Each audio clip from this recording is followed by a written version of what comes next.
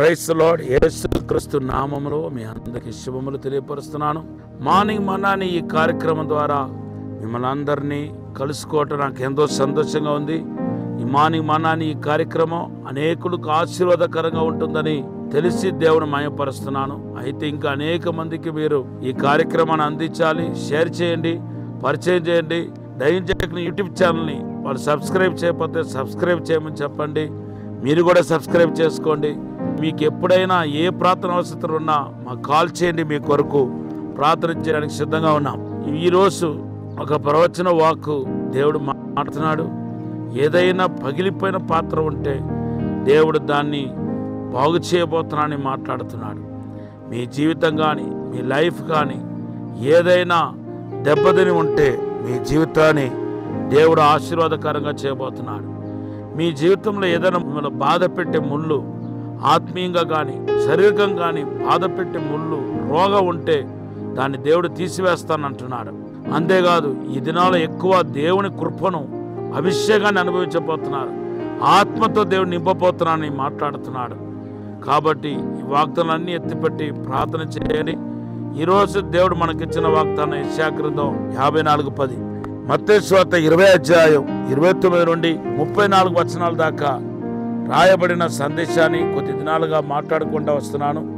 త్రోవ పక్కన కూర్చున్న ఇద్దరు గుడ్డి వాళ్ళని యేసు ప్రభు బాగు చేసిన ఈ అద్భుతమైన ఈ యొక్క స్వస్థత ద్వారా దేవుడు మనకు అనేక ఆత్మీయ విషయాలు మాట్లాడుకుంటూ వస్తున్నాడు. ఈరోజు దేవుని యొక్క తాకిడి ద్వారా వాళ్ళు స్వస్థత పొందుకున్నారని పరిశుద్ధ గ్రంథం మనకు తెలియపరుస్తుంది. మత్తయి సువార్త 20 అధ్యాయం 34 వచనంలో మనం చూస్తున్నాం. దేవుని యొక్క తాకిడి. ఎవరైతే దేవుని యొక్క తాకిడి పొందుకుంటారో వాళ్ళు మనోనేత్రాలు ఖచ్చితంగా తెరవబడతాయి. వాళ్ళు ముయ్యబడిన గుడ్డి నేత్రాలు తెరవబడతాయి. అవును దేవుని బిడ్డలారా, ఎఫెసీ పత్రికలో పరిశుద్ధ పౌలు చేసిన ప్రార్థనకి జవాబు ఏంటంటే దేవుని యొక్క తాకిడి. ఎఫెసీ పత్రిక 1 అధ్యాయం 19వ వచనంలో సంఘం యొక్క మనోనేత్రాలు తెరవబడాలని ప్రార్థన చేస్తున్నాడు. దీనికి జవాబు ఏంటి చెప్పండి? దేవుడు దిగి వచ్చి ముట్టడమే కదా, ముట్టినప్పుడే కదా కళ్ళు తెరవబడ్డాయి. ఈ ఇద్దరు గుడ్డి వాళ్ళకి కళ్ళు తెరవబడ్డాయి. అలాగే ఈరోజు సంఘాన్ని దేవుడు ముట్టాలి, దర్శించాలి, తాకాలి. ఈరోజు యేసుక్రీస్తు మిమ్మల్ని కూడా ముట్టాలని దేవుని సన్నిధిలో ప్రార్థిస్తున్నాను. ఒక వ్యక్తిని దేవుడు ముట్టినప్పుడు ఆ వ్యక్తికి కలిగే ఆశీర్వాదాలు చాలా ఉన్నాయి. దాంట్లో ఒకటి పాత నిబంధనలో ఒక 2, కొత్త నిబంధనలో ఒక 2 మీకు చెప్పి ఆశపడుతున్నాను. దేవుని సన్నిధిలో ప్రార్థిస్తున్నాడు. దానియేలు గ్రంథం 8వ అధ్యాయం 27వ వచనంలో మనం చూస్తున్నాం. దానియేలు అలా ప్రార్థన చేసినప్పుడు దేవుని బిడ్డలారా, దానియేలు దేవుని స్వరం విన్నాడు. దేవుని యొక్క అద్భుతమైన స్వరాన్ని విన్నాడు. తర్వాత ఏం జరిగిందంటే 10వ అధ్యాయం 16-18 వచనాలు చదివితే దేవుని బిడ్డలారా, దానియేలును దేవుడు ముట్టినట్టుగా మనం చూస్తున్నాం. దాన్ని బట్టి ధైర్యపరచబడ్డాడు. ఒక వ్యక్తిని దేవుడు ముట్టినప్పుడు అతను దేవుని చేత ధైర్యపరచబడుతున్నాడు, బలపరచబడుతున్నాడు అనే విషయాన్ని ఈరోజు మీతో మాట్లాడుతున్నాను. రెండవదిగా మనం చూస్తే దేవుని బిడ్డలారా ఆశీర్వదించబడతాడు. ఆదికాండం 32వ అధ్యాయం 24, 25, 26 వచనాలు చదివితే యాకోబు అనే ఒక వ్యక్తిని, ఏ యోగ్యత లేని వ్యక్తిని దేవుడు ముట్టాడు. దాని యొక్క తర్వాత ఏం జరిగిందంటే ఆదికాండం 32:29 మనం చూస్తే యాకోబును దేవుడు ఆశీర్వదించినట్టుగా మనం చూస్తున్నాం. 29వ వచనంలో నువ్వు ఎంతటి వాడైనా సరే దేవుని యొక్క తాకిడి నువ్వు రుచి చూస్తే నువ్వు ఖచ్చితంగా ఆశీర్వదించబడాల్సిందే.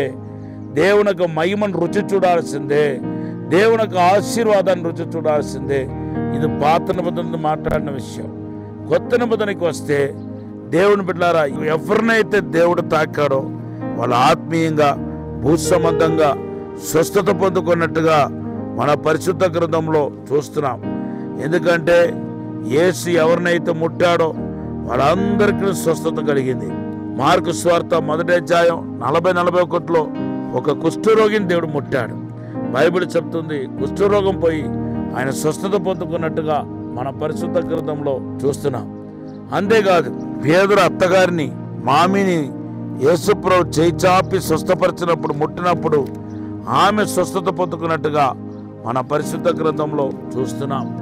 అలాగే చంటి బిడ్డల్ని ఆయన ముట్టి కౌకలించాడంట. అవును, కౌకలించి వారిని ఆశ్రయించాడట. మార్కు సువార్త 10:16 మనం చూస్తున్నాం.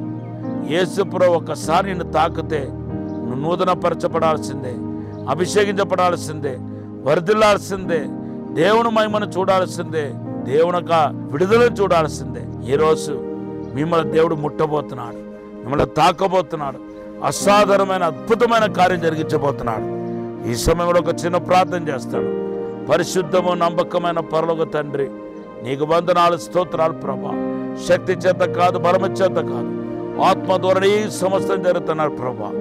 ఇప్పుడే తాకండి ప్రభా, ముట్టండి ప్రభా, యేసునామములో తాకండి ప్రభా, యేసునామములో తాకండి ప్రభా, యేసునామములో తాకండి.